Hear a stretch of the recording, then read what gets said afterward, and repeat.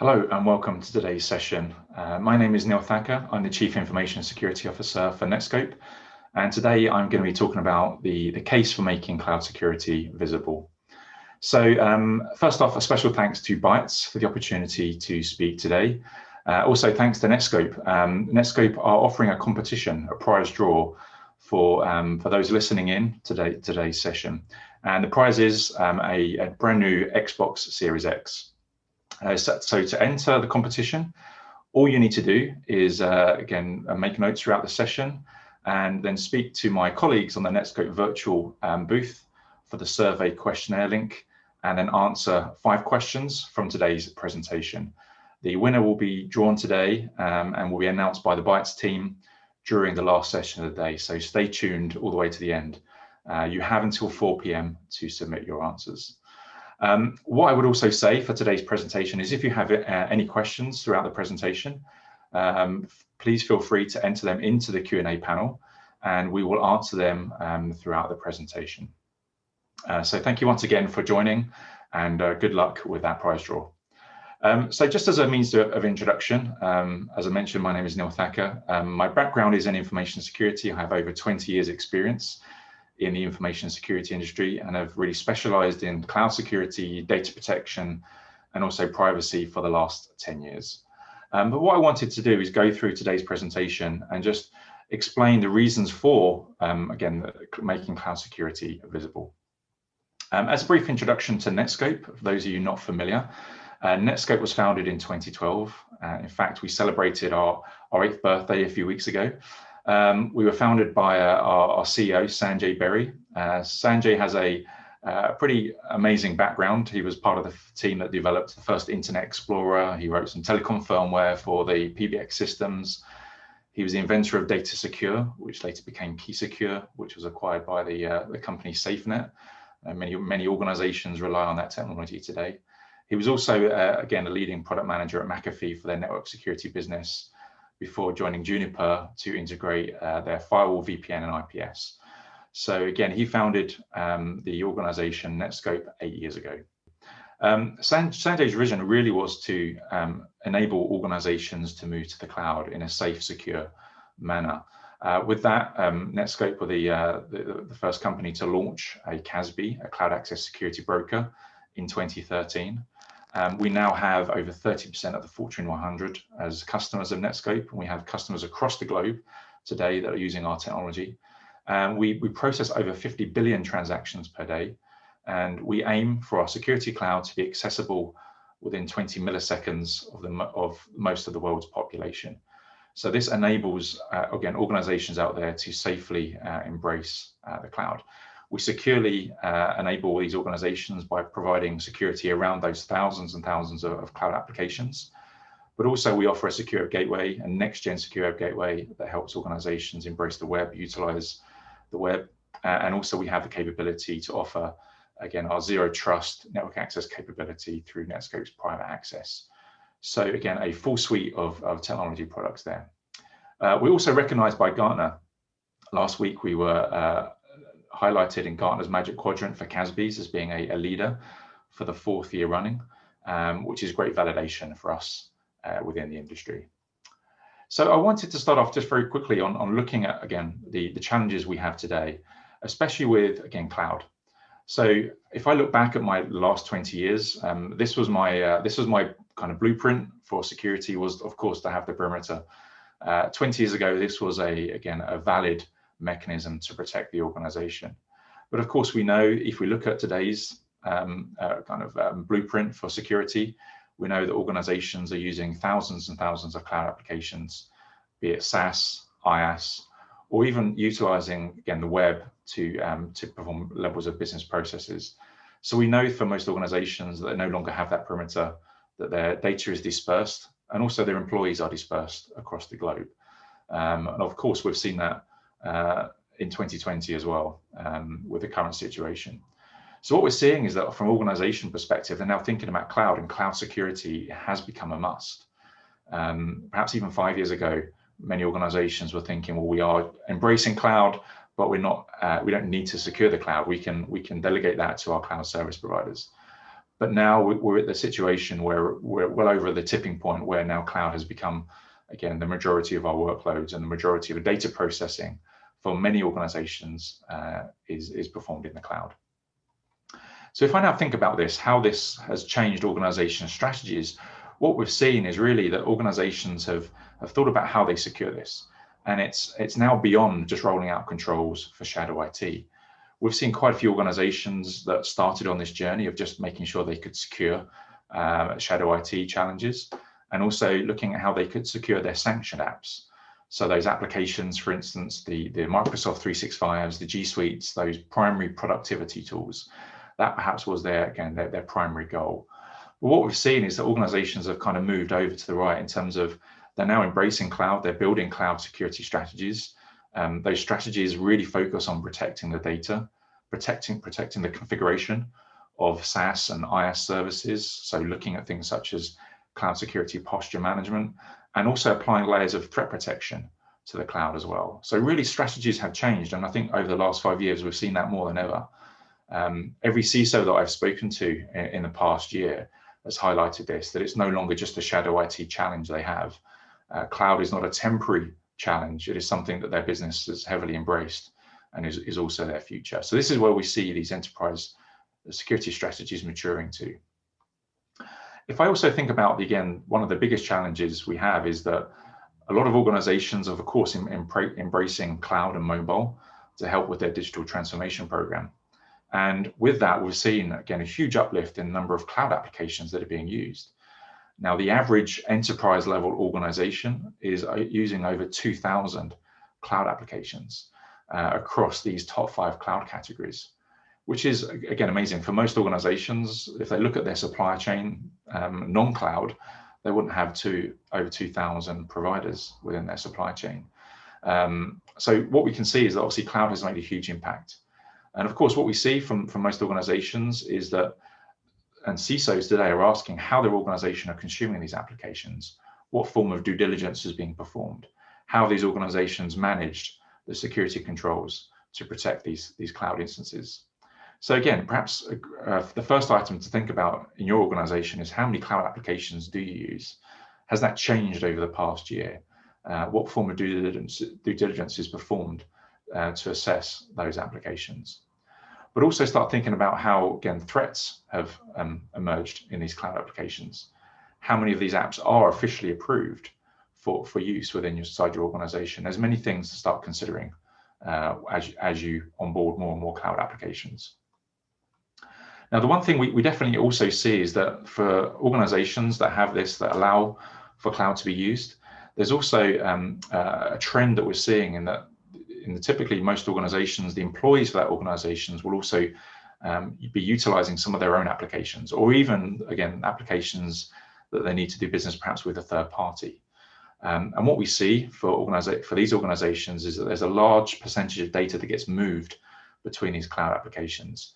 Over 20% of users have sensitive data moving between these cloud apps.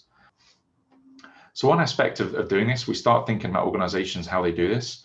For many organizations, it's how they identify the data. What is critical to them? What is critical data to them? And it could be something like, again, personal data. It could be source code, intellectual property. It could be card data. They start analyzing the data that's actually being processed within these cloud applications. And for many, they start looking to build an inventory to ensure that they understand which data is being stored by which provider. Because of this, we've seen a big change in the traffic profile for most organizations. So it used to be focusing on, again, that desktop to data center type traffic. 20 years ago, that's pretty much what we had. And of course, if we think about 15 years ago, we started seeing more mobile devices entering, again, laptops with modems coming into the workforce and becoming almost the primary mechanism for new employees. They would be given a laptop and a modem to access wherever they were in the world. And obviously we've seen in the last 10 years, again, a big rise in the use of mobile, but also the way that we consume services have changed. So again, it's beyond the data center, where obviously we know about web and web 2.0 with its dynamic content. But of course, more for the last 10 years, organizations have moved more data into the cloud and it is now, again, for many organizations, a primary consumption model in terms of data. So what we've had to do is obviously build in these types of controls in the middle, again, moving away from just a firewall to protect that traffic, the IP to IP connectivity, thinking about a secure gateway that can look at URLs and categorize URLs and inspect traffic to inspect that encrypted traffic. As we know, well over 85% of internet traffic is encrypted using HTTPS. So of course, we need to ensure that we can safely inspect that traffic as well. Of course, we've also had to allow for VPNs and the use of VPNs to gain access back into, again, legacy data centers. But we've also seen more recently the introduction of products such as CASB, so Cloud Access Security Broker, to broker that means between the devices that we use and to the services that we can consume. And of course, what we've had to do is again another layer, another security layer in terms of this model. And this is how we're looking at this traffic profile, is to see again what is the most obvious traffic profile to inspect right now. We see many organizations relying on again legacy technology to try to do that, but of course there are some challenges with that, especially from cloud, especially with the language that the cloud talks. Again, API JSON level, there needs to be a form of API JSON decoding to fully inspect that traffic. And of course, what we've also done is we've inherited lots of technical debt from our organizations relying on a flat network, where if we look at this profile today, this flat network will not be a control for us. The networking for most organizations today, the corporate network, is just a means to access the internet and cloud. So what we've seen for organizations is looking at how they look at a form of consolidation. And this is just one example where we've seen organizations harness a security cloud as a proxy to the web, to SaaS, to these hundreds and thousands of SaaS services out there today, to IaaS and PaaS services. So any organization that's embraced the multi-cloud model will be looking at how they can safely provision access to these services, and also then back into the data center. But of course, we've had to consider how organizations have had to deal with the other challenges. I've already mentioned one of them around the APIs and JSON decoding. We know that is the new language of cloud and web. Also, that the fact is that the workplace is no longer an actual place and no longer a physical place. Even before the pandemic, well over 50% of all cloud usage occurred outside of an enterprise network. And of course, we've seen that number increase dramatically over the last year. Access methods have changed. So it's no longer just through a browser. We know that organizations today allow their organizations to use sync clients and to synchronize data between services by using these sync clients. And of course, I've already highlighted that the huge increase in the base of TLS-based traffic that we need to manage and analyze. But of course, one of the biggest changes is around, again, how threats use that cloud and web, and how they use and leverage the technical gaps, modes of access and trust models that we've built around the cloud, which requires us to, again, ensure that whenever we apply a new control, we also ensure that threat protection is considered as part of that new control. So this is ultimately where I see organizations moving to. So moving away from that traffic profile where they have multiple technologies that are looking to inspect, to the point where we can actually start building in a central security cloud that can act as the proxy to the data center, to the web, to the cloud from any device. Okay, a mobile device, a laptop device, again, a traditional desktop device. And what we see is that organizations are looking to do this. This is a great way to start consolidating and start also looking at how they increase performance across the internet, because the internet was just not designed for this type of connectivity. As an example, and this may be important for the quiz, Netscope have built over 41 security clouds, so points of presence across the globe. And these clouds are full compute. They are designed not to be virtual points of presence or just have an IP address like some of our competitors. We have a great team building our New Edge network, the team that built the AWS infrastructure and some of the largest CDNs in the world. We're currently rolling out a new security cloud, a new point of presence, a new data center every month. And we're already the most connected security cloud from a vendor perspective. And we have great peering relationships with over 400 CSPs. And we are the only security vendor right now who has peered directly with all of Google and Microsoft's data centers.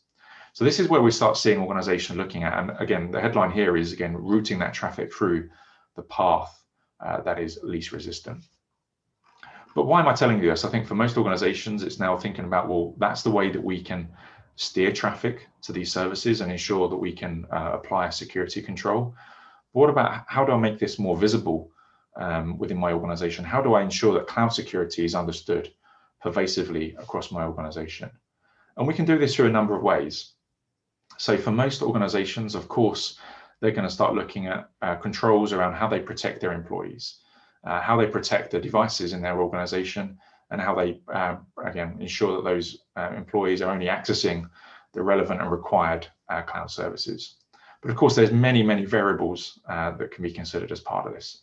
So as I go through the next part of the presentation, it will be looking at how we can actually do this, how we can make cloud security more visible, both to our security team, to our employees across the organization, and maybe even also to our the relevant data owners or risk owners inside our organizations today. So let me start off with an example here. So I'm going to give an example. Alice in a DevOps team is utilizing a managed device. Okay, so a device that has been issued by the organization to access, again, the internet and cloud services, and again, all the legacy applications that she needs to do her day job.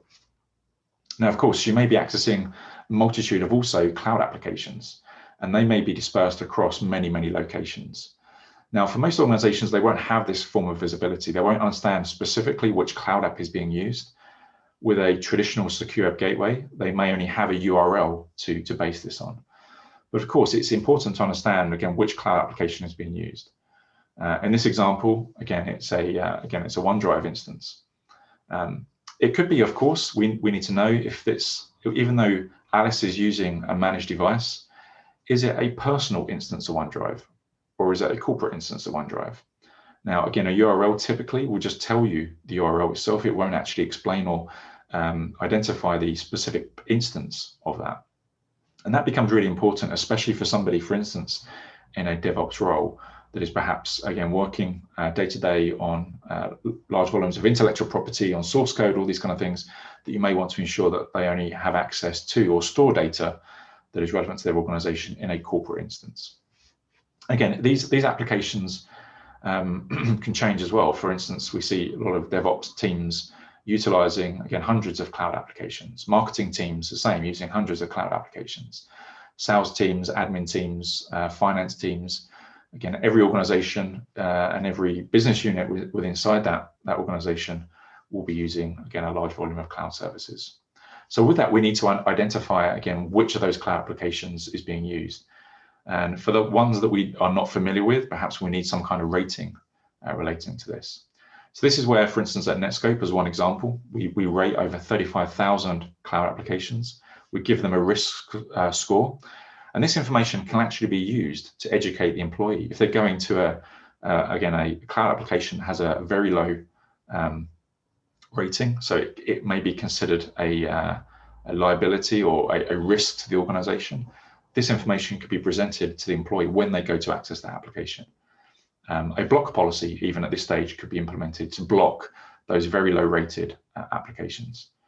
But again, for most organizations, they don't just want to block these applications. They only want to block them when there's perhaps sensitive data going to them and they have a low risk score. So again, this is a great way to educate employees. It's a great way also to build out your risk reporting capability. And it's a great way to start thinking about how you also manage that third-party risk and that supply chain element that is included within cloud.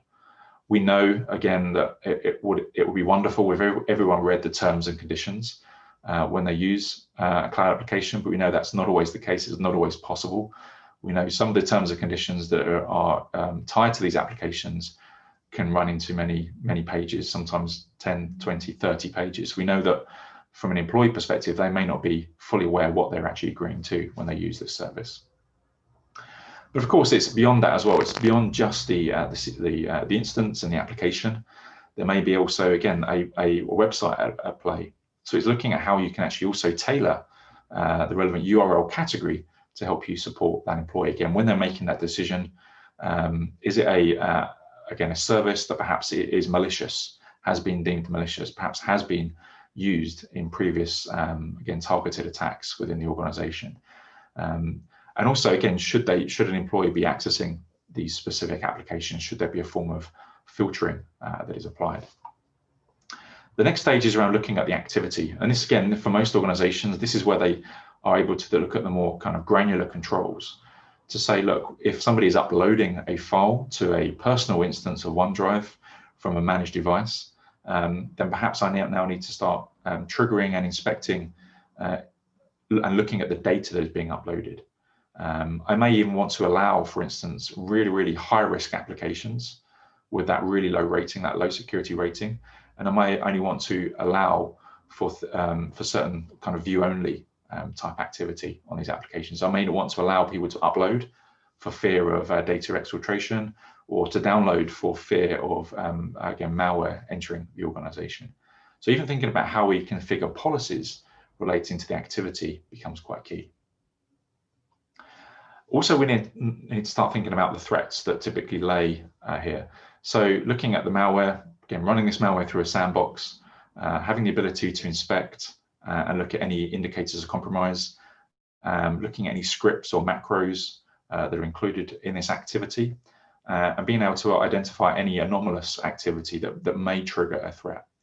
So one thing that we've seen also, I mentioned earlier on, was that there is a recent rise in the number of attacks that use the cloud as an infection mechanism, and even using the cloud as a means to use a cloud service to issue command and control instructions to a compromised device. It always used to be a kind of a bot network that would issue these command and control services, or it would be through a specific again, malware toolbox. We now see, again, threat actors using the cloud, using valid, legitimate cloud applications to issue these instructions. So this is really key for organizations looking at how they apply a layer of threat protection to, again, their cloud traffic and web traffic, and having the ability to inspect that API JSON as well. The next point is around looking at, again, the data that typically may be uploaded. And this is where we can rely on things such as data leakage prevention, utilizing profiles and rules to ensure that we're alerting either the employee or somebody in the security operations team, or even a risk owner or data owner, that now we're seeing, again, a piece of sensitive data going to a cloud application that has either a low rating, or perhaps this is the first time that type of data is being uploaded to that cloud application. We can start triggering policies and alerts here that can, again, help educate the employee and the organization to this type of activity. And this is the great way of, again, making cloud security more visible, because we're now making things very much risk-based and data-centric, which, as somebody that's been involved in security now for 20 years, is really keen for me to ensure that this is embraced by the organization, that any decision they make based on this type of activity, the risk has been understood. And again, the data itself has been approved to be shared with that third party. And then the final action is around, again, looking at a number of these variables. It may not be all of these variables, and perhaps you're building policies that perhaps take into account 2 or 3 of these key variables, some 4 or 5 variables, and then pulling in a policy action. And it could be, again, just to allow that traffic. Everything here is safe. It's a valid business process. It can be allowed to happen within the organization. So we set a very simple policy to allow. It could be that the risk is too high and we block. It could be that we want to make the employee more accountable and offer, again, a block page that can educate that employee, that gives them the option, for instance, even to enter a business justification to proceed. Perhaps we want to ensure that the rest of the transaction is more appropriately secured, so we can start issuing, again, encrypt type actions or activities. Or even if there's an example where you're being investigated for, again, there's a legal challenge, perhaps you may want to store that transaction and keep a copy of that file for legal hold that can be, again, reused as evidence as well. Perhaps even in worst case scenario, you're still not sure and you want to investigate further and you want to issue a quarantine action. And then that allows somebody within your security operations team to go in and review, perhaps speak to data owner or risk owners, and get an approval before that transaction completes. So these are all the things that we typically see for organizations, and it's how they really embrace their prevent, detect, respond type activities, and how they make this the cloud security challenge today more visible to the organization, and almost allow for a decentralized view of cloud security. So we see lots of organizations deploying this over a period of time. So for instance, one example, we see organizations performing a 4-stage deployment model. And it could be, for instance, the first phase is really looking at how they look at Discover and how they start building out and making sure that traffic is being steered to their security cloud. Looking at the activities and looking for, again, the really obvious high-risk activities that they can generate alerts on. So again, the use of a new application for the first time, or the use of a new data flow, so a new type of data going to a new application. What typically happens, we see organizations looking at monitoring this over a period of time and looking to identify these high-risk activities. They'll start adding on those data-centric profiles such as DLP, and they'll start tuning these policies based on those findings. The next stage is looking at how they educate. So this is where they're creating those custom education pages, perhaps pointing back to a policy, perhaps again highlighting that it needs a further justification, and moving away from just changing those alerts to just alerting a security operations team or sending that alert into a SIM, but looking at how they change that and looking at how they make it and target that specifically to the employee that's taking the action. And then looking at that justification workflow as well to ensure that employee is accountable. And then finally, the stage where most organizations, their goal is to get to, so they can actually start blocking these high-risk activities. They've already educated the employees. They know what is, again, high risk. They apply that context, as I mentioned on that previous slide, and start tuning their policies to be more granular. And of course, ensure that they start blocking those threats. The threats that I highlighted right at the beginning of the presentation, that we're seeing, again, a rise in those threats targeting specifically cloud applications. So this is how, again, a good 4-step model that organizations can start looking at and how they actually start embracing, again, cloud security. So one final element is that, of course, the network and security controls that we've talked about in the security cloud here are in orange, but of course, it's not the silver bullet for cloud security moving forward.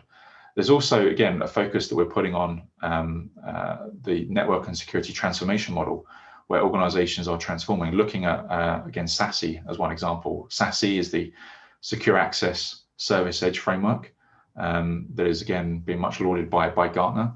But SASE allows for other integrations. So for instance, integrating to an identity provider, your endpoint provider, your SIM SOAR, so that actions can be shared across these platforms as well, which is really key for most organizations, especially as they look at consolidation and ensuring that they can integrate these technologies across a multitude of platforms here. So with that, again, for me, these are the key takeaways from the session. For me, number one is around gaining visibility and control of that cloud traffic. It's looking at the SASE architecture, the Secure Access Service Edge, and of what Gartner call out as being disruptive to network and security architecture, as IaaS was to the data center. 2 is ensuring that we can extend the cloud education to employees. With the thousands of cloud apps we're using, with thousands of employees across the globe, at the moment working remotely, and in the future, perhaps working in a kind of hybrid approach, being part-time in an office and part-time remote, it's making sure that we ensure that education filters down to them, and they are, again, accountable for some of their actions as part of this.